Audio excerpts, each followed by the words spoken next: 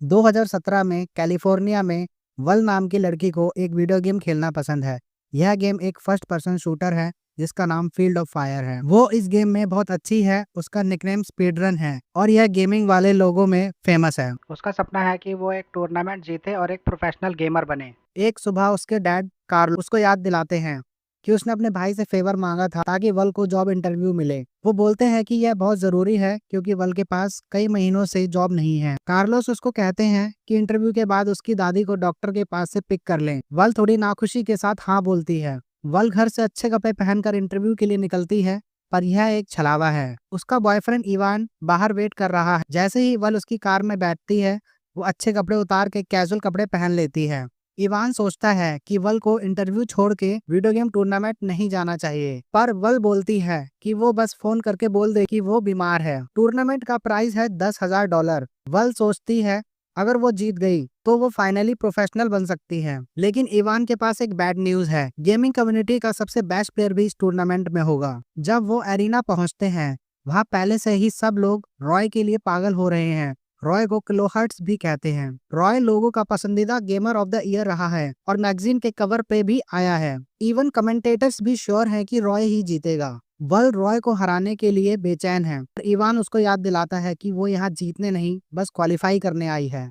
Game शुरू होता है और इवान अकेला ही वल के लिए चेयर कर रहा है। वल पहली प्लेयर है जो एक किल करती है और पॉइंट्स लेती है, पर रॉय सडनली मैप के दूसरे साइड से आता है और उसके किल्स चुराना शुरू कर देता है। कभी कभी रॉय खेलना भी रोक देता है, बस फैंस के साथ हाई फाई करने के लिए। आंखें बंद करके भी खेलता है, सिर्फ शो ऑफ करने के लिए। वल हार नहीं मानती और अपना बेस्ट देती रहती है जब तक वो और रॉय के पॉइंट्स बराबर नहीं हो जाते। क्लॉक पे बस कुछ सेकंड्स बचे हैं। वल के सामने एक अपोनेंट है और उसको किल करके वो जीत सकती है, लेकिन वो रॉय के पास देखती है और उसके पीछे ग्लोरी किल के लिए भागती है। वल के शौक में रॉय का कैरेक्टर स्क्रीन से गायब हो जाता है और उसके पीछे आके उसको किल कर देता है। इस तरह रॉय टूर्नामेंट जीत जाता है।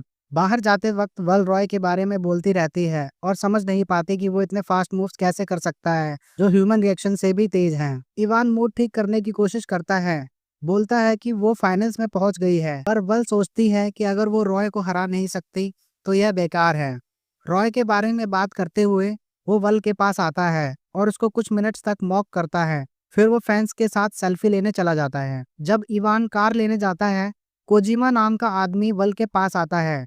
वो उसकी आज की खेल की तारीफ करता है, पर बोलता है कि कल वो हार जाएगी। कोजिमा अपने आप को फेयरी ग्रैंडमदर कहता है और वल को अपना कार्ड देता है। वो बोलता है कि अगर उसको जीतना है तो उसकी हेल्प चाहिए होगी। कोजिमा यह भी कहता है कि वल रॉय के बारे में सही थी, कोई भी इंसान इतना अच्छा नहीं हो सकता। वल घर जाती है। कार्लोस इंटरव्यू के बारे में पूछता है। वल झूठ बोलती है कि सब ठीक गया, पर कार्लोस ने अपने भाई से बात की थी और पता है कि वो गई ही नहीं। वल ने दादी को भी पिक नहीं किया। कार्लोस को खुद ही जाना पड़ा, जिससे उसकी जॉब जाते जाते बची। कार्लोस बोलता है कि कल वल को इंटरव्यू देना ही पड़ेगा। वल उसको फाइनल्स के बारे में बताने की कोशिश करती है, जो उसका सपना है और अच्छा पैसा भी ला सकता है, पर कार्लोस कहता है कि यह पैसों की बात नहीं है, यह वल के झूठ बोलने और सिर्फ अपने बारे में सोचने की बात है। इससे वल गुस्सा हो जाती है। वो बोलती है कि वो कार्लोस जैसी घटिया जिंदगी या जॉब नहीं चाहती और समझ सकती है कि उसकी माँ क्यों चली गई। बाद में वल कंप्यूटर पर जॉब एप्लीकेशन खोलती है, पर फिर गेमिंग स्ट्रीम पे चली जाती है।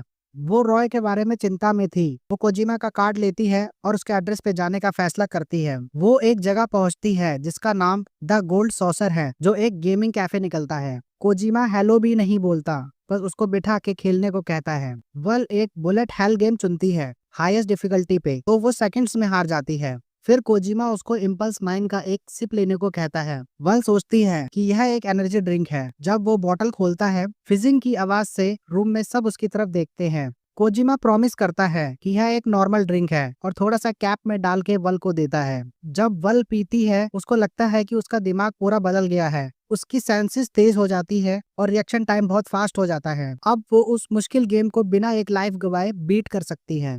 कुछ देर बाद इम्पल्स 9 का इफेक्ट खत्म हो जाता है। वल अपने आप को कोजिमा के साथ टेबल पे पाती है। कोजिमा बताता है कि इम्पल्स 9 टाइम को स्ट्रेच करता है। जितना ज्यादा स्ट्रेच होता है उतना जोर से स्नैप बैक होता है। वल 1 घंटा बेहोश थी। कोजिमा बोलता है कि वो एक बोतल इम्पल्स 9 को $500 में बेच सकता है, पर यह वल के पास बचे हुए सारे पैसे हैं और यह चीटिंग भी होगा। कोजिमा कहता है कि रॉय को यह गलत नहीं लगता। तभी रॉय का कॉल आता है और वो उसको और इम्पल्स बेचने की बात करता है। वल अपने हाई स्कोर्स देखती है जो उसने एक सिप से बनाए और बोतल खरीदने का फैसला करती है। अगला दिन आता है और वल टूर्नामेंट शुरू होने से पहले इम्पल्स 9 का एक सिप लेती है। गेम शुरू होते ही वल के लिए टाइम स्लो हो जाता है। वो अपोनेंट्स को बिना पसीना निकाले किल कर देती है, लेकिन रॉय भी इम्पल्स 9 पीता रहता है। जल्दी ही वो वल को कैचअप कर लेता है और थोड़े पॉइंट से आगे निकल जाता है। जल्दी ही वल का इम्पल्स 9 का इफेक्ट खत्म हो जाता है। वो जीतने के लिए इतनी बेचैन है कि पूरी बोतल पी लेती है। अपने सबसे तेज रिफ्लेक्सेस के साथ वल रॉय के कैरेक्टर को किल करती है और टूर्नामेंट जीत जाती है। इतना ज्यादा इम्पल्स 9 का इफेक्ट बहुत लंबा चलता है। वल जब उठती है तो वो साल 2029 में होती है।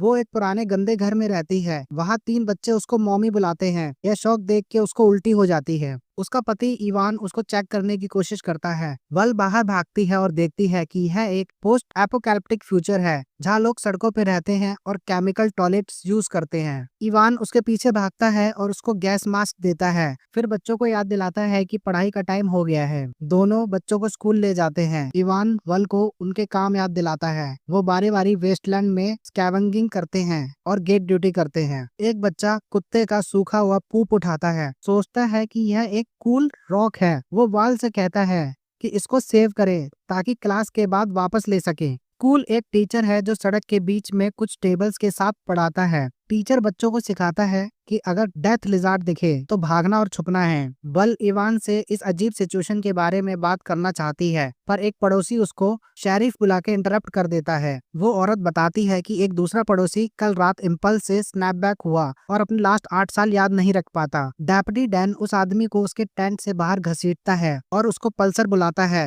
इससे इवान उसको गाली देता है।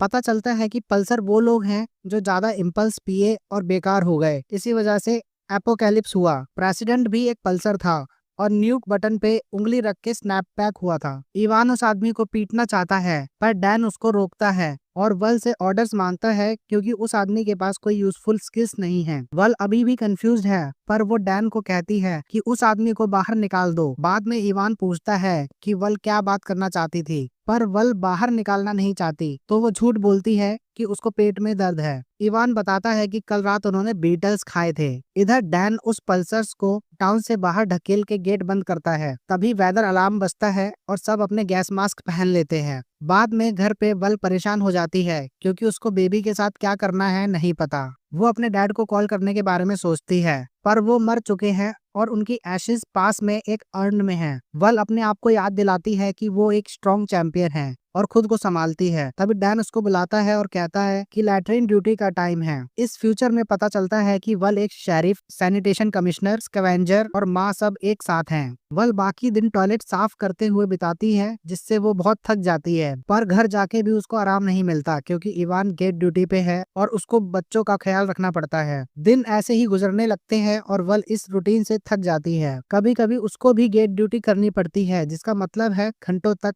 कुछ नहीं देखना, लॉन्ड्री करना, जनरेटर रिचार्ज के लिए बाईसाइकिल पैडल करना और बुरा खाना खाना भी है। बच्चे उससे कनेक्ट करने की कोशिश करते हैं और उसको एक ड्राइंग गिफ्ट करते हैं, पर वो ठंडी और दूर रहने वाली बन जाती है। एक रात वल घर आती है और टीवी पे फील्ड ऑफ फायर देखती है। पता चलता है कि इवान महीने में एक बार गेम नाइट के लिए बाईसाइकिल पैडल करके कंसोल को पावर देता है। अगली शिफ्ट से पहले सोने के बजाय वल बच्चों को दिखाती है कि वो कितनी अमेजिंग प्लेयर है और उनको खेलना भी सिखाती है। इससे वो फाइनली उनके साथ बॉन्ड करती है। कुछ घंटों बाद वल अभी भी बच्चों के साथ खेल रही होती है क्योंकि वो गेट शिफ्ट लेना भूल गई। इवान आता है और बताता है कि गेट खोलने के लिए कोई नहीं था और डैन को डेथ लिजार्ड ने मार दिया। डैन की बीवी वल पे चिल्लाती है। इवान उसको याद दिलाता है कि अभी भी उसकी शिफ्ट है, तो वल को गेट पे खड़ा होना पड़ता है और अपने गिल्ड से डील करना पड़ता है। सुबह वल इवान से कहती है कि वो अब यह नहीं कर सकती। अगर वो पूरा दिन काम करे और ब्रेक लेने की सजा मिले तो वल को जीने का मतलब नहीं दिखता।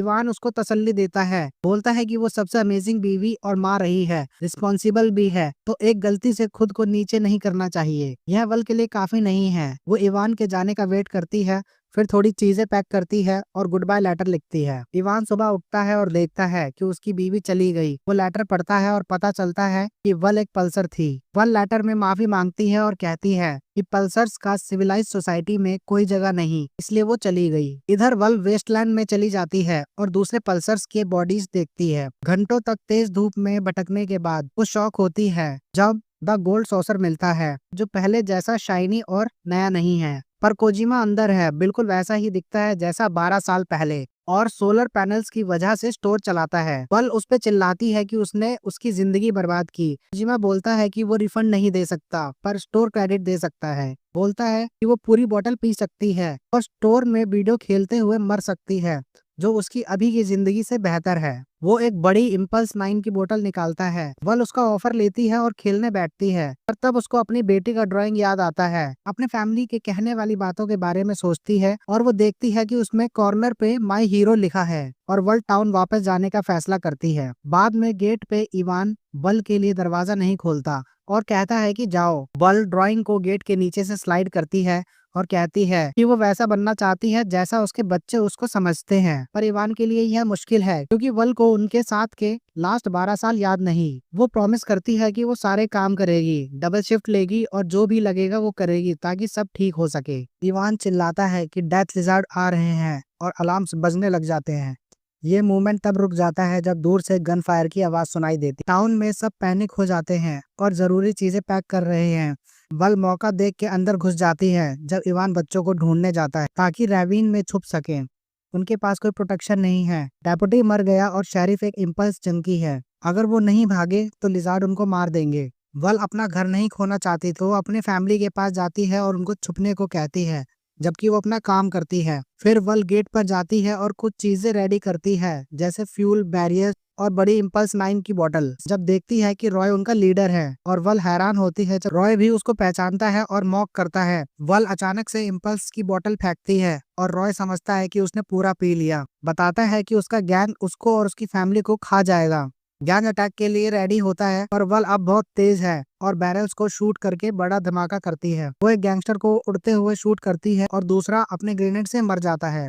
वल शूटिंग जारी रखती है और कुछ और लोगों को मार देती है, पर दुश्मन की एक स्ट्रे बुलेट उसके शोल्डर पे लगती है। फिर भी वो आखिरी गैंगस्टर को शूट कर देती है और वो गिर जाती है। पर जब रॉय किलिंग शॉट देने के लिए रेडी होता है पर वल उसको डॉज करती है और वापस शूट करके उसको मार देती है। बाद में वल एक फ्लेयर शूट करती है ताकि बाकी लोगों को पता चले कि टाउन सेफ है। फिर वल अपनी बेटी का ड्राइंग हाथ में लिए मर जाती है और यहीं पर हमारी स्टोरी का दी एंड हो जाता है।